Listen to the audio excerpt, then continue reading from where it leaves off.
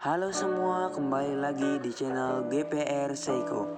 Kali ini kita akan membahas alur cerita dari sebuah film pendek yang berjudul Phosphate Film yang ditulis oleh Andrew Han dan juga Trey Antonio Lafayette. Ini sih menurut Mimin ceritanya sangat menarik, berbeda dengan film-film zombie lainnya. Dengan tema wabah virus yang telah menghancurkan dunia. Kita akan diperlihatkan pada seseorang yang menggunakan masker asmat, di mana orang ini selalu diikuti oleh sesosok misterius yang tak lain adalah zombie. Lalu apakah orang ini akan membunuh zombie itu atau justru zombie itulah yang akan membunuh seseorang ini? Film ini diawali ketika salju mulai menyelimuti seluruh wilayah yang ada di Serikat, di mana saat itu sebuah pandemi wabah zombie telah menyebar ke berbagai negara di seluruh penjuru dunia. Lalu seseorang remaja yang sedang menggunakan masker hazmat berencana pergi menuju ke suatu tempat. Ia terus berjalan melewati dinginnya salju hingga akhirnya ia berhenti ketika salah satu zombie yang mengikutinya hendak berbelok menuju ke tempat yang gadis cantik bernama Max ini kemudian mencoba meniup peluit yang ia memiliki untuk memancing agar zombie itu tetap mengikutinya. Entah apa tujuan Max yang sebenarnya, namun ia ingin terus diikuti oleh zombie tersebut dan film pun baru saja dimulai. Max yang sudah kelelahan mencoba untuk beristirahat sejenak sambil melihat sebuah name tag yang bertuliskan "Semper Fi Always Full." Entah apa maksud dari tulisan itu. Namun kata always full di sini dapat diartikan sebagai selalu setia. Ketika malam tiba, Max menyalakan api dengan ranting-ranting pohon yang sudah mengering untuk menghangatkan tubuhnya. Hidup sendirian di dunia yang penuh zombie ini memanglah tidak mudah bagi Max yang masih berusia remaja itu. Tanpa ia sadari, tiba-tiba zombie yang dari tadi mengikuti Max sudah ada tepat di belakangnya. Namun Max tahu bahwa zombie itu akan datang menghampirinya, sehingga ia telah memasang beberapa tali untuk mencegah zombie itu agar tidak menggigitnya. Kemudian Max menanyakan pada zombie itu, sebut saja misteri zombie, apakah ia sedang lapar? Tentu saja misteri zombie yang menjawab meraung-raung layaknya zombie-zombie lainnya.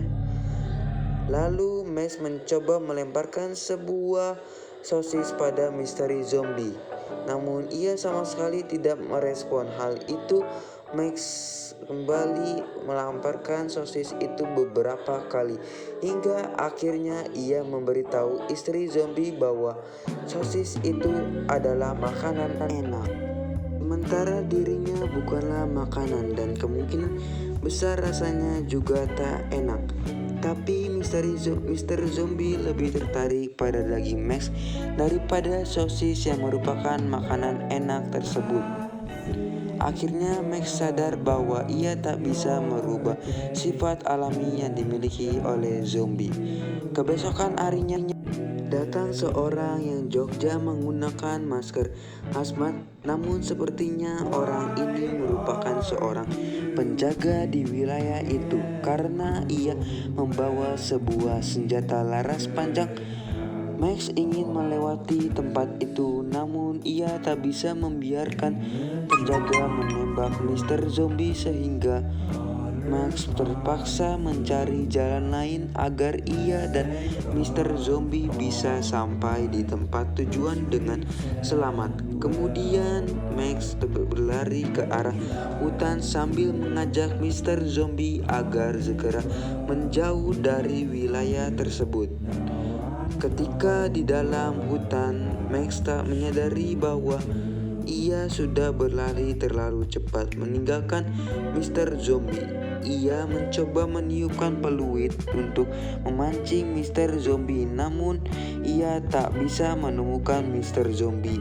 Di mana-mana saat Max hendak mencari Mr. Zombie di tempat lain, tiba-tiba ternyata itu bukanlah Mr. Zombie, melainkan zombie lain yang hendak memakannya.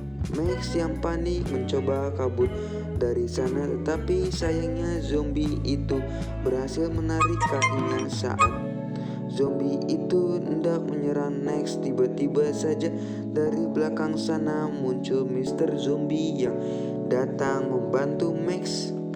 Mitos dan zombie itu kemudian saling baku hantam. Sementara Max yang sedang ketakutan mencoba bersembunyi di balik sebuah pohon sambil berharap agar Mr. Zombie bisa memenangkan pertarungan antara zombie tersebut. Tak lama setelah itu, ketika Max mencoba mencari tahu apa yang terjadi pada Mr. Zombie, ia melihat ada sebuah tangan yang tak lain adalah tangan dari Mr. Zombie. Tapi sayangnya ia tak bisa menemukan Mr. Zombie di sekitar sana. Max kemudian mengambil tangan itu dan memasukkannya ke dalam tas, lalu saja berlari mencari Mr. Zombie sambil meniupkan peluit miliknya, berharap agar Mr. Zombie dapat mendengar suara peluit itu dan menghampirinya dirinya. Tapi sepertinya tak ada tanda-tanda bahwa Mr. Zombie berada di dalam hutan tersebut. Lalu Max sedang mencari di hamparan padang rumput yang ada di luar hutan. Ia mendengar ada suara aneh dari akhir rumputan itu. Max pun mencoba menghampirinya dan ternyata Mr. Zombie yang saat itu asik memakan jeruan dari tubuh seorang yang tak lain adalah penjaga dari wilayah tersebut. Max kemudian meniupkan tangannya berharap agar Mr. Zombie kembali mengikutinya.